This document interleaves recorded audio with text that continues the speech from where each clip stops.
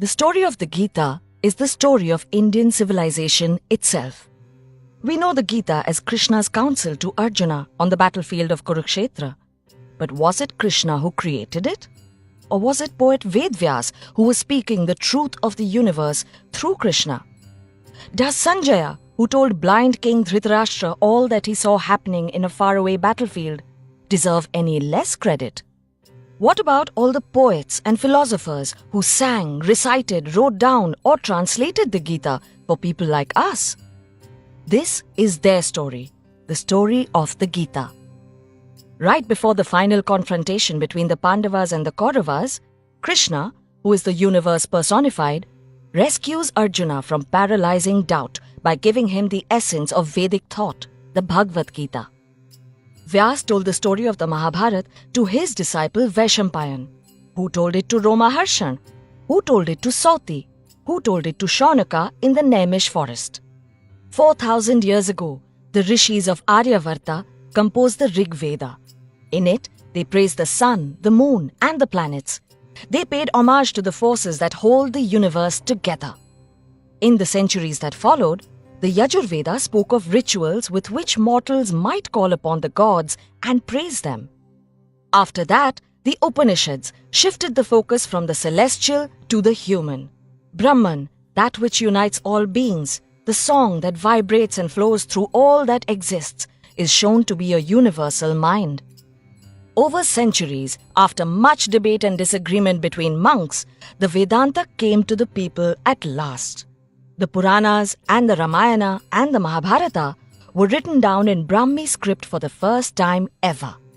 When religions of the book arrived in the subcontinent for the first time, Vedic ideas began to be retold in regional languages and scripts. Through songs and stories, Vedic ideas reached the masses. The Gita had found a new home, the Indian mind. When the Europeans made their first attempts to understand Indian culture, the many customs and beliefs of the Hindus made little sense to them. So they decided that Hindus must have one book that is the source of all their beliefs. What the European scholars did not understand was that Vedic ideas could exist without being holy books. They did not understand the importance of songs, stories, and rituals that travel the land, spreading the essence of Vedic thought. Also, the Bhagavad Gita is not the only Gita.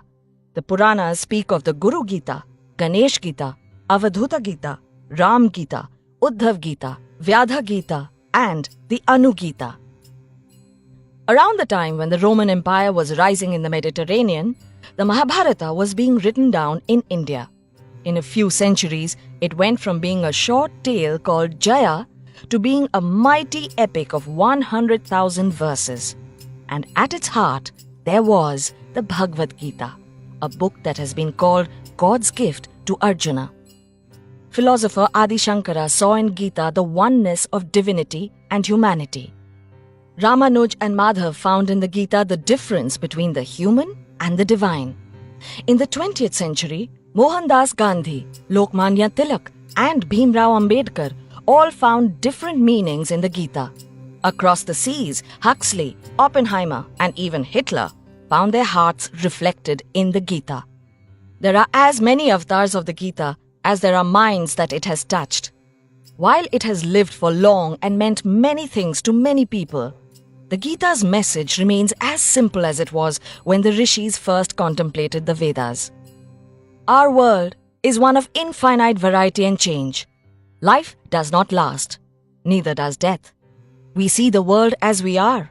We create meaning by giving shape to emptiness and by creating boundaries to contain the infinite. We create friends and enemies. We create right and wrong. We create our own truth and we let it define us. There are 3 paths that can help us find our way in this world. Karma Yoga, the path of action and acceptance. Bhakti Yoga, the path of devotion and surrender. And Jnana Yoga, the path of knowledge and understanding. When we understand the other person, we understand the universe. That is and has always been the way the world works. Inspired by Devdutt Pattanayak's writings.